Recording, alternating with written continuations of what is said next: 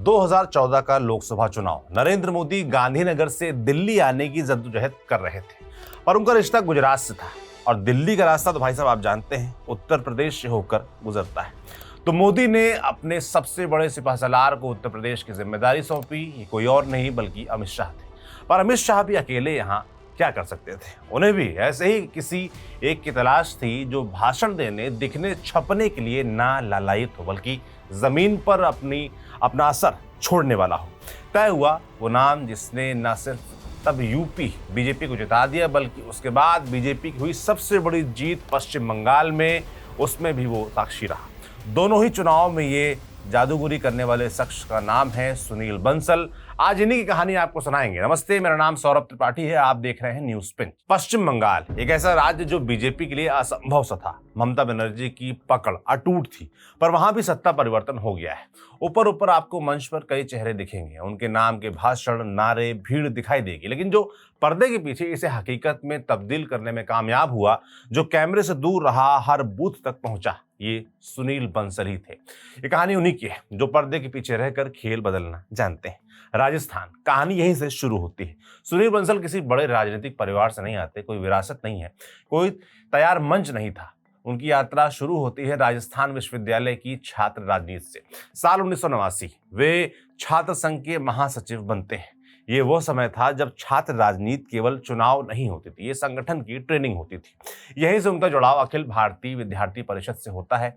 ABVP में काम करते हुए वे राजनीति का दूसरा चेहरा देखते हैं। यहाँ भीड़ नहीं, कार्यकर्ता महत्वपूर्ण होता है।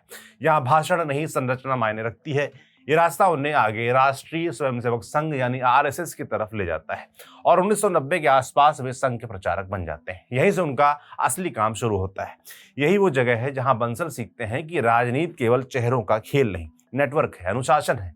वे सीखते हैं कि कार्यकर्ता कैसे तैयार होता है, बूथ कैसे बनता है, विचार जमीन तक कैसे पहुंचता है, और यही कौशल आगे चलकर उनकी सबसे बड़ी ताकत बनता है, जो उनके आगे काम खूब आता है। खासकर साल 2014 में उत्तर प्रदेश भारतीय राजनीति के जटिल राज्यों में से एक।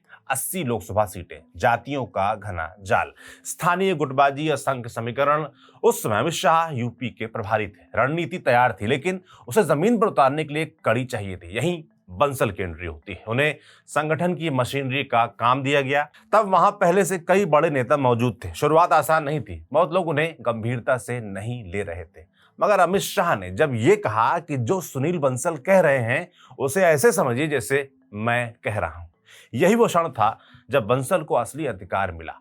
इसके बाद उन्होंने चुनाव को अलग नजर से देखा। उन्होंने इसे इवेंट नहीं माना, उन्होंने इसे सिस्टम माना। मेरा बूथ सबसे मजबूत जैसे नारे उन्होंने जमीन पर उतारे। बूथ कमेटियां बनाई गई, पन्ना प्रमुख का कॉन्सेप्ट आपने सुना होगा, वो उन्होंने नियुक्त किए। हर कार्यकर्ता को जिम्मेदारी दी गई, डेटा इकट्ठा किया गया। ये उस समय की राजनीति से अलग था, खासतौर पर बीजेपी की राजनीति से अलग था, जहां चुनाव भीड़ से लड़े जाते थे। फिर आया नतीजा 2014 लोकसभा चुनाव का। यूपी में भाजपा और सहयोगियों ने 73 सीटें जीती। ये केवल लहर नहीं थी, ये एक सिस्टम की जीत भी थी। इस बड़ी सफलता के बाद संगठन में उनका कद बढ़ा। उन्हें संगठन महामंत्री यानी ऑर्गेनाइजेशनल सेक्रेटरी उत्तर प्रदेश बना दिया गया, जो राज्य में संगठन का सबसे अहम पद माना जाता है। लेकिन असली परीक्षा अभी बाकी थी। 2017 का विधानसभा चुनाव आता है। लोकसभा में राष्ट्रीय मुद्दे चलते हैं, आप जानते हैं। विधानसभा में स्थानीय समीकरण। यहां बंसल ने रणनीति को और गहरा किया, माइक्रो मैनेजमेंट को अगले स्तर पर ले गए। उन्होंने देखा कि कौन नेता नाराज है, किस सीट पर कौन सा चेहरा स्वीकार्य है। उम्मीदवार चयन में भी उनकी भूमिका मानी गई। और फिर आया नतीजों का दिन। भाजपा ने ऐतिहासिक जीत दर्ज की। यहीं से बंसल बैक रूम रणनीतिकार से पावर सेंटर बन गए। उन्हें अमित शाह का मैन फ्राइडे कहा जाने लगता है, यानी ऐसा व्यक्ति जो नेता की सोच को जमीन पर उतार देता है। लेकिन असली कसौटी अभी बाकी थी। 2019 का लोकसभा चुनाव ये सिर्फ एक चुनाव भर नहीं था, ये 2014 की जीत की परीक्षा थी। और इस बार समीकरण अलग थे, खास तौर पर उत्तर प्रदेश में समाजवादी पार्टी और बहुजन समाज पार्टी साथ आ चुके थे। प्रतिद्वंदिता खत्म करके ये गठबंधन सीधे भाजपा के सामाजिक समीकरण को चुनौती दे रहा था। राजनीतिक जानकारों को लग रहा था कि उत्तर प्रदेश भाजपा के हाथ से निकल सकता है। यही बंसल का मॉडल फिर सामने आता है। उत्तर प्रदेश में भाजपा ने एक बार फिर मजबूत प्रदर्शन दोहराया। फिर 2022 की विधानसभा चुनाव में योगी आदित्यनाथ के नेतृत्व में पार्टी दोबारा सत्ता में लौटी। इन दोनों चुनावों में भी बंसल संगठन महामंत्री के रूप में पूरी मशीनरी को संभालते रहे। लगातार लगभग 8 साल तक इस पद पर रहते उन्होंने न सिर्फ चुनाव जिताने का काम किया बल्कि संगठन और सरकार के बीच तालमेल भी बनाए रखा। लेकिन बंसल की असली ताकत जीत में नहीं है, हार में है। इसका उदाहरण है पश्चिम बंगाल। 2021 में भाजपा सत्ता से दूर रह गई, खूब लड़ी, फिर भी जीत नहीं पाई। 2024 में लोकसभा में नंबर भी घटा। ये वो समय होता है जब कई नेता पीछे हट जाते हैं, लेकिन बंसल यहीं से काम शुरू करते हैं।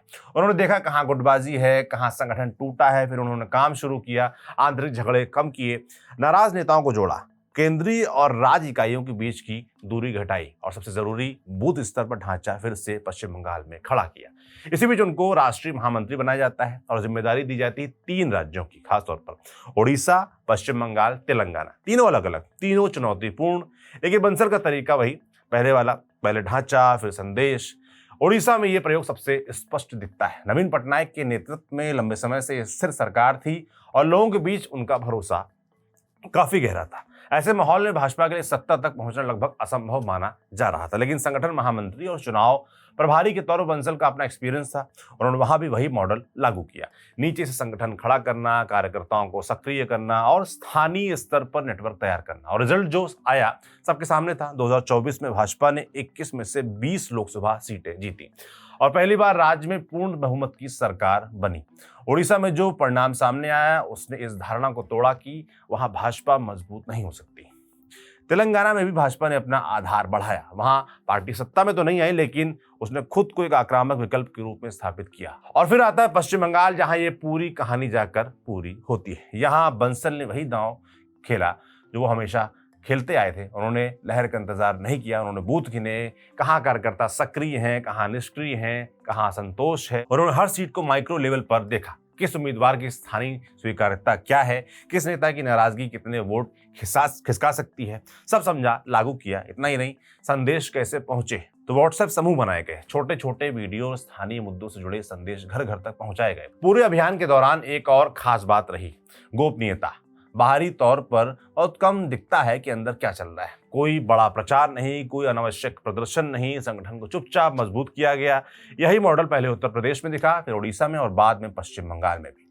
बंसल को जानने वाले लोग कहते हैं कि उनकी राजनीति का केंद्र है माइक्रो मैनेजमेंट। वे हर सीट को अलग देखते हैं, हर बूथ को अलग समझते हैं।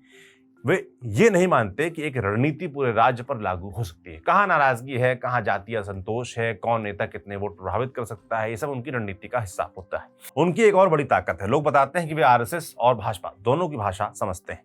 वे जानते हैं कि चुनाव जीतना और संगठन खड़ा करना अलग काम नहीं है, बल्कि एक ही प्रक्रिया के 2 हिस्से हैं।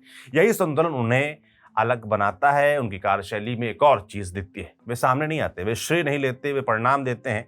शायद इसी वजह से उन्हें बीजेपी का इलेक्शन इंजीनियर कहा जाता है। 2014 में जिस व्यक्ति को बीजेपी मोदी शाह ने आजमाया था, वो 2026 में एक मॉडल बन चुका है और शायद यही उनकी सबसे बड़ी कहानी है। तो ये थी सुनील बंसल की पूरी कहानी।